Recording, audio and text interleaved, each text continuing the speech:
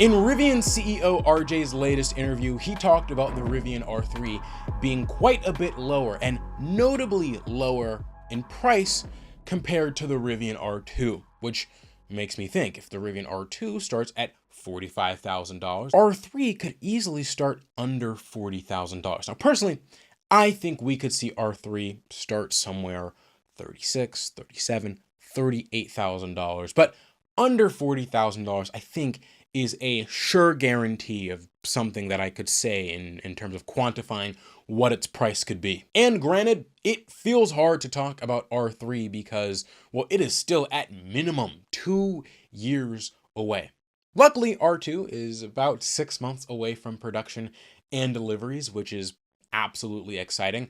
But R3 will be produced in Stanton Springs, Georgia, the Georgia factory.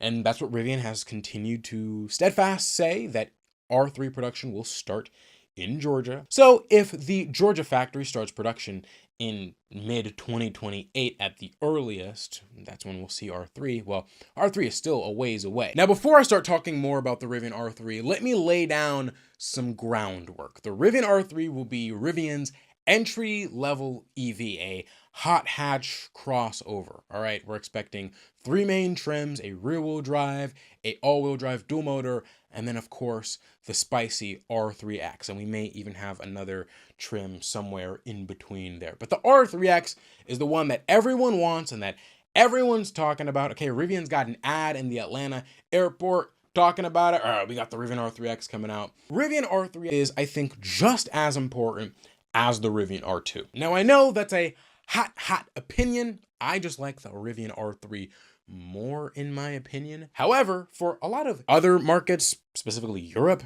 I think R3 is going to be, chef's kiss, a hit. I think it's literally going to be a very important vehicle there. On top of that, from producing the Rivian R2 for years at the point that the Rivian R3 will finally hit production, well, they've learned so much from the RCV, the R1 for years. Then they have the midsize platform, that being the R2. There's going to be so much that they learn about the Rivian R2, and it's going to prime the Rivian R3 to be probably their best vehicle straight out the gate in terms of ramping and production and features. And it's going to have a lot of things standard and a lot of knowledge that they can learn from R1 and R2 brought over to R3 and just make a better manufactured, produced vehicle. Now, don't get me wrong, the mid-size SUV market, it's hot, all right? It's burning, okay?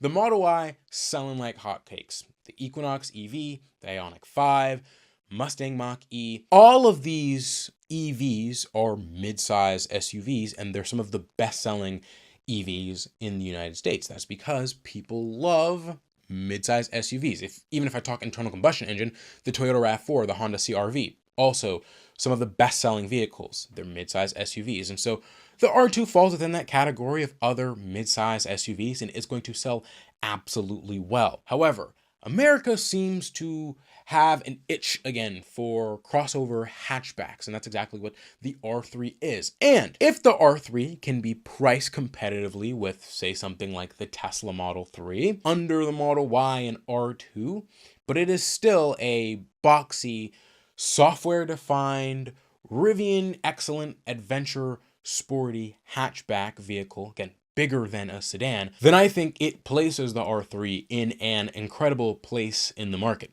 It's going to be a vehicle that, again, priced in line with the Tesla Model 3 that is selling oh so well, and some of our other EV sedans and cheaper SUVs. Still going to be a bit bigger. The R3 does have a bit of a higher ground clearance, ride height. It'll be a bit boxier, a little more room, crossover hatchback. I think that places it in a perfect place in the market to sell very, very well. But again, 2028, mid-2028 at the absolute earliest. And so with it being such a ways away, it's hard to want to talk about, the R3 when we don't even know how well the R2 will do yet. Now, I think the R2 is going to do absolutely well. All right. A big part of why the Model Y does so well is that because, well, Tesla has everything in place for it to be a good vehicle. I mean, the Model 3 was already selling quite well. but then you increase its size, utility, it just becomes an even better vehicle. And the Model Y and Model 3 are pretty much the same vehicle at this point. At least the previous generations were. But it being a vehicle that will have great infrastructure, it will have a great software ecosystem. Rivian is continuing to build out their support and service infrastructure, and it has a brand. People are interested in Rivians. And I think that's a big advantage that Tesla has had for such a long time. The Tesla brand is absolutely unbeatable. Part of that having to do with self-driving. When you think of self-driving car, you immediately kind of have your head in the Tesla realm.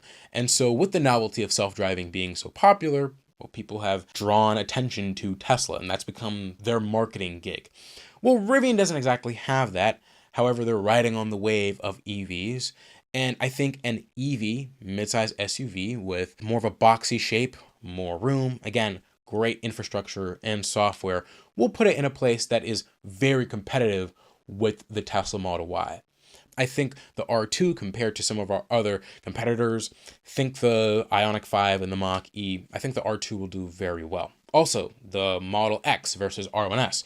The R1S sells very well compared to the Model X. In fact, the R1S is the best-selling three-row EV, or three-row EV SUV. It's the best-selling large SUV in like California, like period, of luxury vehicles, like period, that being internal combustion engine and EV. And so if the R1S can outsell the Model X, do quite well, I think it's safe to say that the R2, I don't think it will outsell the Model Y, but I still think the R2 will do very well. Point being, the R3 will be primed with lots of R2s on the road. People will be even more familiar with Rivian, and the R2 and the R3 will come sweeping in. It will be a even cheaper vehicle for people to get their hands on. Now, what I would really like to see Rivian do is, well, introduce R3 production in Normal, Illinois, but I don't think that's going to happen at all. And here's the case, and I'll speak in terms of Tesla. Tesla currently has two factories in the United States. They have Fremont and they have their Austin factory, Giga Austin. Unfortunately, even though they're making every single one that they sell just about, Giga Austin production is nowhere near full capacity. And that's the big issue that Tesla is having. There are a lot of fixed costs with their factory. And if they're not at max capacity, or if they're not a point where they're producing enough vehicles for their fixed costs to make sense, right? They're not producing enough vehicles for the cost of the factory. Well, the margins of their vehicles are going to be smaller and smaller. You catching on? Point is, the Normal, Illinois factory bringing on R2 just makes sense. Unfortunately, the Normal, Illinois factory is not going to be at full ramp with just the R1 and RCV. Before R2, it was supposed to produce up to 150,000 vehicles, something like that. And Rivian was just doing a third of that, 50,000 R1 and RCV. So increasing the amount of vehicles that are produced out of this factory with your fixed costs, that's going to cut down the cost per vehicle to a lot smaller. More volume, cheaper cost, economies of scale. It just makes each unit cheaper to produce, at least on paper. And so if they do produce the R3 out of Normal, Illinois, let's say they expand the Normal, Illinois factory even bigger. Well, when the Georgia factory comes online, they have the R2 and the R3 and whatever mid-sized platform vehicle they want to produce. If it comes in place where the Normal, Illinois factory is producing enough R2 and R3 for demand, well, the Georgia factory is going to be heavily underutilized. And so it's going to be hard for Rivian to justify, right, the Georgia factory if the Normal, Illinois factory is doing all the work. And that's why I think, right, for them to expand on the Normal, Illinois factory with R3, will, if they do, would be something after Georgia. Right now, the focus is getting R2 to ramp, building Georgia, getting R3 out, introducing their next generation platform and technologies, and then moving on forward from there. I don't think we'll see much anything else too complicated, all right, like an R4 or a European factory, just anytime soon.